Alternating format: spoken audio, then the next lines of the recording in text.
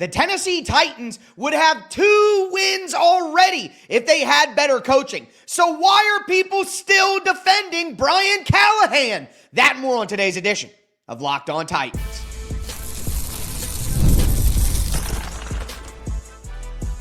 You are Locked On Titans, your daily Tennessee Titans podcast, part of the Locked On Podcast Network, your team every day.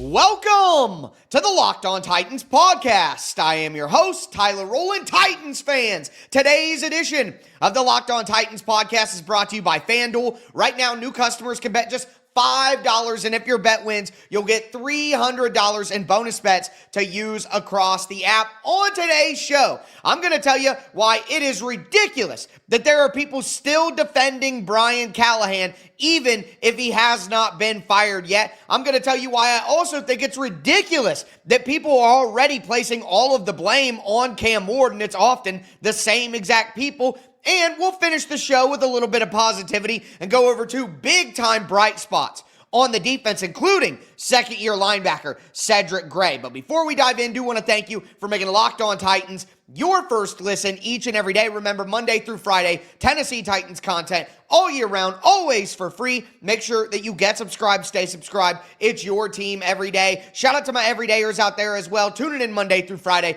Couldn't do it without you guys. If you aren't an everydayer, you need to be one. No one is bringing the consistent content to the table for this football team like I am. So make sure that you stay locked in to the Locked On Titans podcast. But with that being said, again, I am just absolutely annoyed as I could possibly be. It grinds my gears to no end that you still have people in the Titans media, in my comment sections, online, in the chat on these videos, defending Brian Callahan.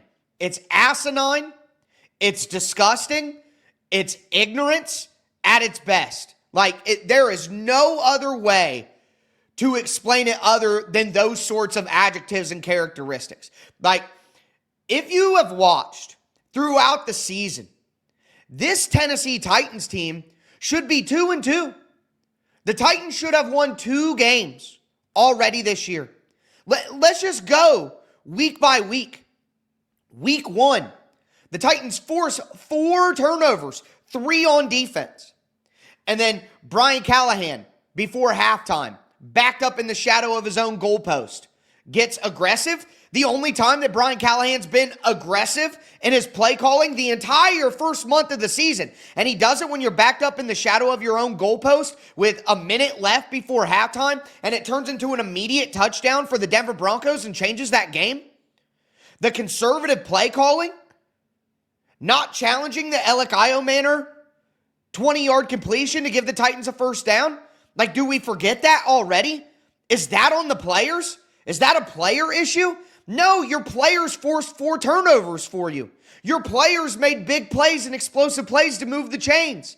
And your inability to manage game situations led to a loss. The Titans should have won that game in Denver. No doubt about it, they should have won that game in Denver. It's not that the roster wasn't good enough. They don't have enough talent. The O-line, the wide receivers, the this, the that, the Snead, and but no. The Titans players played well enough to beat Denver, and their coach shot them in the foot. Then you go to week 2. The Titans are beating the Los Angeles Rams, the 3-1 Los Angeles Rams that just beat the Colts, who the Titans lost to by 21.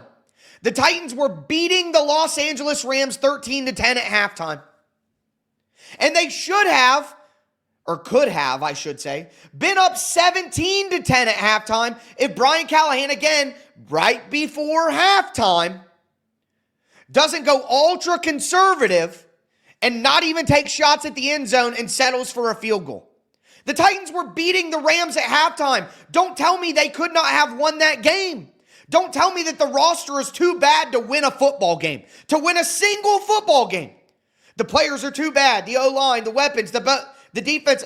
You cannot tell me that after the first 2 weeks where you should have beat the Broncos and you were beating the Rams at halftime, that this team is not good enough to win a football game. And now look, I said the Titans should have won 2 games already. I'm not even counting the Rams. I'm not even counting that game as one of the games they should have won. It's the Rams. They're a better team. They came back. But you guys act like, some of you people who defend Brian Callahan, act like he can't win with this team. How could his team be leading the Rams after one half with the way that we talk about the football team? If the football team and the roster was as bad as all of you Brian Callahan defenders act like it is, then how could they ever even be competing with the Los Angeles Rams, who have one of the best rosters in the entire NFL? Do the math on that. Carry the 2 for me. Let me know. It's absurd. And then you get to the Colts game. Now, I'm not counting the Colts game as a game that the Titans should have won. They were going to lose that game no matter what. The Colts are a better team than the Titans. But once again, before halftime, the Titans have 3 minutes left before halftime. And they run 5 straight run plays and waste all the clock. 5 straight runs with 3 minutes left when you're down 17-6. If you get aggressive there when you should get aggressive, you go down and you score a touchdown, now it's 17-13. Heck, even if you don't just run 5 straight runs and just concede that you're going to kick a 60-yard field goal, if you have even a modicum of intelligence and you push a little bit, it's 17-9. You're down by 1 score. But no, Brian Callahan runs 5 straight run plays, wastes a bunch of time, doesn't get aggressive enough to give Joey Sly a decent look, sets him up with a 60-yarder. They miss. The Colts take the ball immediately right down and get a field goal of their own. Now, instead of being down 1 score, you're down 2. But it's all the players. It's Cam Ward's a bust. That you can't win with this O-line. The weapons aren't good enough. The defense, it's not Brian Callahan's fault. He's set up to fail. What? And then, because Brian Callahan is so terrible at his in-game management, if you want to say, oh, this person, that person, you don't know. His bosses, Mike Borgonzi, who just came from Kansas City and was with Kansas City for over a decade, putting that championship squad together. He looked at Brian Callahan's decision-making and said, you have been so bad that we have to make sure that you only focus on this. If Brian Callahan wasn't to blame, and it's just because the roster is so bad, and Cam is bad, and the O-line's bad, and blah, blah, blah, then why would the organization have made Brian Callahan give up play calling duties? For funsies? No, it's because he was doing a terrible job. And then you come to this week, and the Titans run 2 stupid trick plays, and the Titans have another insanely conservative surrender drive before halftime. And you're going to look me in the eye. It was 6-0. 6-0 at halftime. And we're going to pretend that this Titans roster isn't good enough to win? What if the Titans don't call those stupid trick plays when they're actually driving down the field? If the Titans don't get so conservative before halftime that they settle for another long field goal, they're probably winning 7-6, 10-6 at halftime. And you're going to look me in the eye and say that the roster isn't good enough to win a football game? This team would have beaten the Broncos. This team would have beaten the Texans on Sunday if they had better coaching.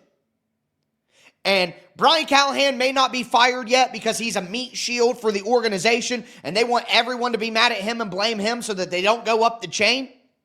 But I'm sorry. I cannot take anyone serious, whether you're a fan, whether you're in the media, whether you're on a different planet. If you are seriously saying and sending out messaging and implying that Brian Callahan should not get the bulk of the blame because this roster isn't good enough to win, you are an idiot. Period. Not only is this team good enough to win, this team should have 2 wins already if they had a better coach. So get out of here with blaming Brian Callahan. And it's funny how the people who don't want to blame Brian Callahan are the same people who all of a sudden are starting to blame Cam Ward. Do want to let you guys know that today's episode is brought to you by Mizzen and Main. You know the saying, look good, feel good. The problem is that most dress clothes only check one of those boxes. They look sharp, yeah, but they feel stiff, hot, and high maintenance. That's why there's Mizzen and Main. Mizzen and Main makes classic menswear with performance fabrics, so it's effortless to look sharp and feel comfortable. They've actually invented the performance fabric dress shirt over 10 years ago, and they've perfected it ever since. The shirts are stretchy, moisture wicking, wrinkle resistant, machine washable. I love that you can go from the office to dinner, even out on the golf course, and still feel comfortable all day. It's the feel of athletic wear with the look of performance professional menswear. Right now, Mizzen and Main is offering our listeners 20% off your first purchase at mizzenandmain.com with the promo code LOCKEDONNFL20. That's Mizzen, M-I-Z-Z-E-N, and Main, MAIN.com, promo code LOCKEDONNFL20 for 20% off. And if you'd rather shop in person, you can find Mizzen and Main stores in select states. Today's episode is also brought to you by FanDuel. The NFL season is here, and FanDuel has an offer that you don't want to miss. Right now, new customers can bet just $5 and get $300 in bonus bets if you win. That's right, pick a bet, put down $5, and if it hits, you'll unlock $300 in bonus bets to use across the app. I love using FanDuel because there are so many ways to play, whether it's player props, over-unders, money lines, spreads, putting all those together for a same-game parlay, even making sure that I can bet live during games. You can do it on FanDuel. It makes football even more exciting to watch, especially when you're a Tennessee Titans fan. Whether you're a casual fan or love diving into the stats, FanDuel makes the game day experience so much better. So what are you waiting for? Visit FanDuel.com to download the FanDuel app today and get started.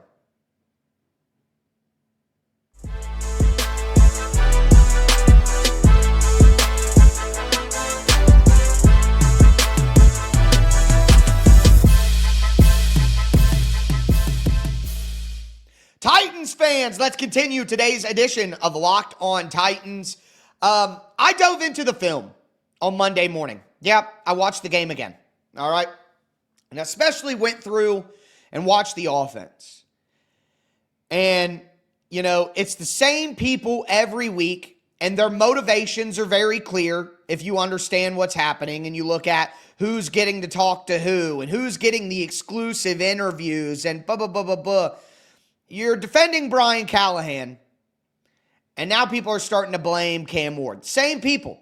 Oh, Brian Callahan can't win with this roster. Oh, he's blah, blah. Cam Ward's got to get the ball out quicker. But it's so obvious. And this is why people don't trust media, right? This is why you guys come to my show.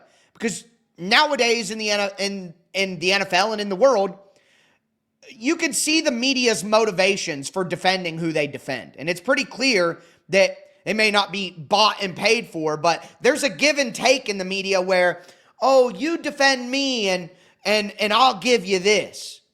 And it's pervasive in the entire media sphere, not just in this country, not just in sports, but all over. It transcends, you know, the give and take of access in media. And it's so easy to see through. People are so bad at hiding it, and they're so disingenuous with how they treat their audience, thinking that people will believe that kind of stuff. So you want me to believe that Brian Callahan is not doing a bad job and it's Cam Ward's fault, okay? Well, as the great American philosophizer Maury would say, the lie detector test showed that that's a lie, okay? Because I watched the tape, all right? And I'm not going to sit here and tell you, again, I'm not going to lie to you. I'm not going to sit here and tell you that Cam Ward doesn't need to get rid of the ball quicker. I'm not going to sit here and tell you that Cam Ward didn't make a bad throw to Alec Iomanor that bounced off his hands and turned into an interception. As a matter of fact, that ball never should have went to Alec Iomanor. On the front side of the play, which was the beginning of the progression, Cam Ward had two people open that he could have thrown the ball to, and he didn't. And then he scrambled, and then he made a bad throw to Alec Iomanor that was inside, too fast, went off his hands, and turned into an interception. But outside of that play, I would say there's only 2 other plays of the Titans' 50-some offensive plays where I thought Cam Ward didn't do what he was supposed to do or didn't get rid of the ball on time. You know what there's a lot more of on tape? Nobody being open. The same basic route concepts every single week. I talked about it coming in. Outside guy does a short in. Inside guy does a deep out. Outside guy does a deep in. Inside guy does a quick sit down or a fade to the out. Or we want to go deeper. We have a vertical route on the outside with an out route on the outside, a backside crosser from the slot, a backside dig route. It's the same simple, rudimentary, high school level route concepts every single week. And guys, I'm going to show some humility. Everybody says I need to humble myself. Never let a hard time humble us. But I'll be humble right here and I'll say, I don't know as much about football as Brian Callahan. I'm always open about that. Brian Callahan has forgot more about football than I'll ever know. But if I always say I have like a high school graduate level knowledge of football. There are people out there with bachelors and masters and doctorates and professional expertise levels of football that are far past me. I just try to take what I know and explain it to you guys or people who maybe know less than me. You know what I mean? And that's all I can do. But if I am able to watch the tape every week and say the Titans are only going to run these certain route concepts, or we see the zone beater that they run with trips where they do the deep corner route, the medium out route, and the short sit down route. It's the same concepts every week. And teams know it. Teams know what's coming. And they're starting to break on the ball. And not only that, but when you don't have the most talented wide receivers, and when you don't have the best offensive line, it is on the coaching staff to get creative, not continue to run what you run. Yeah, that offense worked when you had Jamar Chase, T. Higgins, and Joe Burrow. Sure, but they don't have that. So running that stuff, that simple, rudimentary, basic offense, when you don't have elite talent across the board, it's not going to work. And a lot of these people are saying Cam needs to get the ball out of his hands quicker. They're showing us TTT as time to throw. It's over 3 seconds. It's going backwards. It's regressing. Well, you know why? It's because the same route concepts that they ran in the early weeks of the season that defenses know are coming now aren't open anymore. Because they're simple and the defense can easily take them away. So we're going to blame Cam now and not act like this coaching staff isn't drowning. Drowning. I threw an extra D in there. No, I think I did it right. Drowning. It's a complicated word, okay? I'm drowning in the pronunciation right now. But it's just so frustrating to me how easily and quickly people want to turn on Cam right now when, look at the tape, there's no one open. And we also have a problem that's been a problem before Brian Callahan even showed up. All right? And it's a lack of creativity in the offensive play calling and a response to the worries about the offensive line. So what the Titans are doing is, just like they did in 2022 and 2023 and 2024 and now 2025, they're so worried about the offensive line that they're leaving 7 people in to block. All right? Now, do some quick math. If there are 7 people in blocking and 1 quarterback, how many people are out in the routes? 3. Now let's do some more math. If the defense is only rushing 4 people, how many players are dropping back into coverage? Carry the 2, it's a 7. So, if there are 7 people in coverage and 3 people on routes and deep routes at that,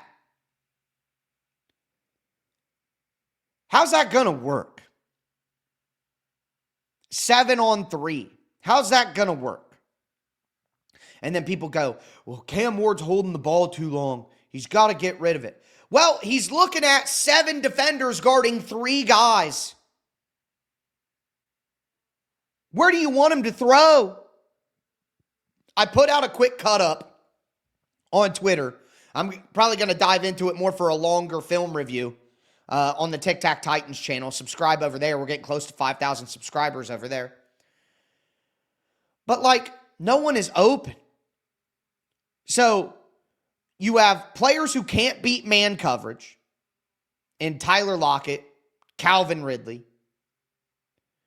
Then you have a schematic disadvantage for the quarterback because he's going 3-on-7. And you want to blame Cam Ward and compare him to Jamarcus Russell. And then everybody says, oh, well, Will Levis. Do we have any, semblance of reality in our brains? Cam Ward has made some bad plays, but is it anything even close to the boneheaded plays Will Levis made at the beginning of the year last year? No. So you get in the comments and you say, oh, he looks just like Will Levis. No, he does. What are we doing here? What are we doing? So I guess I'm just at a place where I'm seeing some people defending Brian Callahan and blaming Cam Ward. When if you look at the film, it's so obvious. And I want to bring up the Washington Commanders from last year. The Commanders had the number 2 overall pick. The Commanders had a bad roster with a bunch of aging veterans that they brought in on free agent deals. They didn't have a good offensive line. They didn't have a pass rush. But they had Dan Quinn and Cliff Kingsbury. And it took the number 2 overall pick and a rookie quarterback to the NFC Championship game.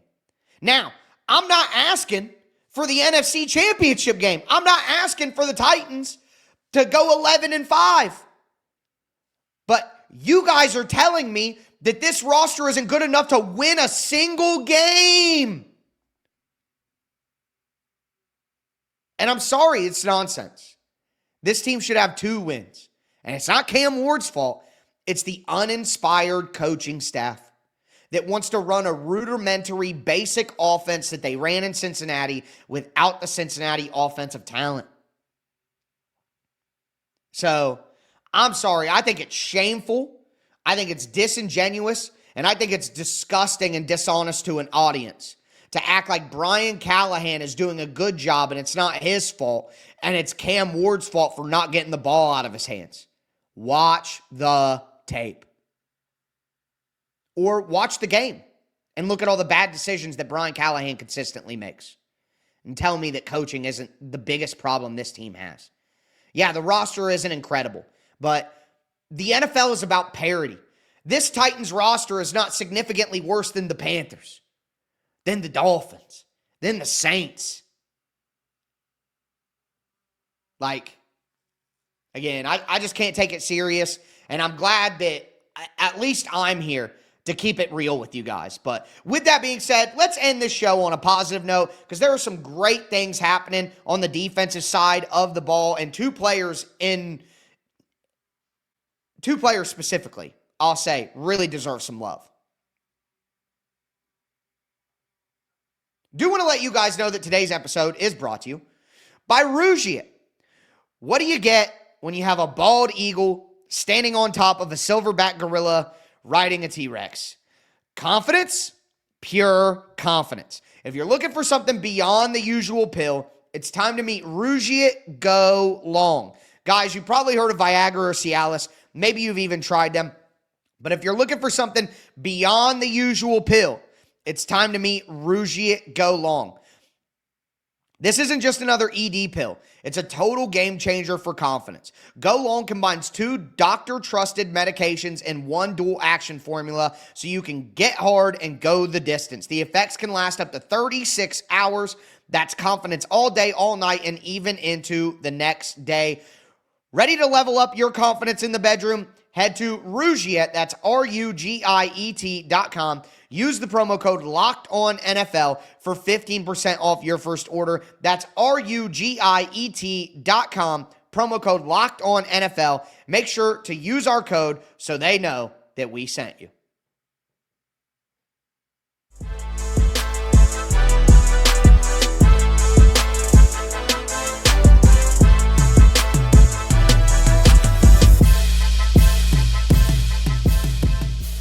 Titans fans, let's cap off today's edition of the Locked On Titans podcast. We talked about why Brian Callahan should get the majority of the blame, not less, after 4 weeks. We talked about how Cam Ward, as a rookie, should get less blame than all of the crap around him. But now I want to talk about some good stuff. All right, now before we do, thanks again for making Locked On Titans your first listen each and every day. Remember, Monday through Friday, Tennessee Titans content all year round, always for free. Make sure that you get subscribed, stay subscribed. It's your team every day. But Jeffery Simmons is an absolute freak. All right. And we talked about it yesterday, and I tried to give him his shine, but, it's even more apparent. He is the best interior defensive lineman in the NFL this year. Legitimately. The best interior defensive lineman in the NFL this year. He's playing at an all-pro level, playing at a defensive player of the year type level. And I know that that's hard to believe and understand when the Titans are 0-4 and the defense has had moments that they've had. But Jeffery Simmons had 4 tackles for loss yesterday. That's the most by a Tennessee Titan since 2008. Jeffery Simmons had another sack yesterday. Jeffery Simmons once again led the Titans in pressure rate. Jeffery Simmons once again led the Titans in total pressures, period, with 4. 4 pressures, 4 tackles for loss, 1 sack. And, that sack that he had where he literally swim moved and got right back into the back, he was certifiably unblockable yesterday. Unblockable. Incredible. Run defense, pass rush, doesn't matter. So, I know that there are some of you guys who throw the baby out with the bathwater. If the Titans are 0-4, everyone's terrible. Everyone played bad. Nope, we have no good players. Everyone's terrible. And I simply don't subscribe to that. That is not how I look at life. Is bad result, everything bad. That, to me, that's a very silly and immature way of looking at life and process. But, there should be no complaints about Jeffery Simmons. He has lived up to the contract. He has lived up to the hype from the preseason about the losing weight and all that. Jeffery Simmons has truly been incredible. And he deserves love for his performances so far this year. He is doing literally everything that he can. And look, I know that there are people out there who are like, we should trade Big Jeff if they can get a first-round pick for him. But, I don't know. You can't just get rid of all of your best players. You just can't do that, And Jeffery Simmons is playing so well that if you just gave him, imagine if you just put Reuben Bain with Jeffery Simmons. The Titans' pass rush would be a lot better immediately. And Sweat still isn't back. Of course, he's on IR. But, just because Arden Key and Draymond Jones and Femi Oladipo can't get to the quarterback at all doesn't mean that Jeffery Simmons isn't as good as Jeffery Simmons actually is. So, we just had to take 4 or 5 minutes here and talk about just how freaking ridiculous Jeffery Simmons has been. And not only Big Jeff, but Cedric Gray was insane. Cedric Gray was one of my players to watch in this game, and Cedric Gray came to play. He had a pressure in the backfield. He had 17 tackles. Cedric Gray has been better than Cody Barton. Cody Barton's been bad, folks. He has been bad.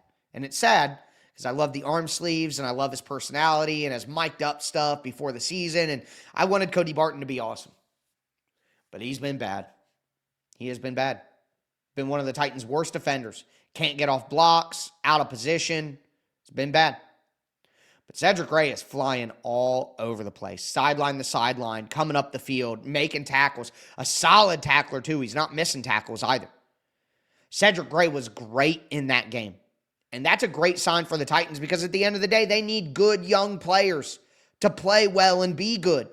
And if Cedric Gray can be their number one linebacker for the next 3 or 4 years, that would be huge. That would be huge development for the defense and the future of the team, even if it's not going to help them this year. So, I know they gave up 26 points, gave up a bunch of points in the fourth quarter. It's going to make everybody mad. Everybody played terrible. But the truth of the matter is, Jeffery Simmons and Cedric Gray were incredible in that game. And they deserve credit for how well they played, even if everybody around them did not play well. So, those are the big things that I guess kind of stand out to me on tape. The issues on offense, the rush to hate Cam Ward when I don't think it's really his fault, and then some guys on defense that were absolutely incredible despite the fact the Titans lost. That's what the tape showed me. But with that being said, that is going to do it for me today, folks. As always, I am your host, Tyler Rowland, and this was Locked On Titans.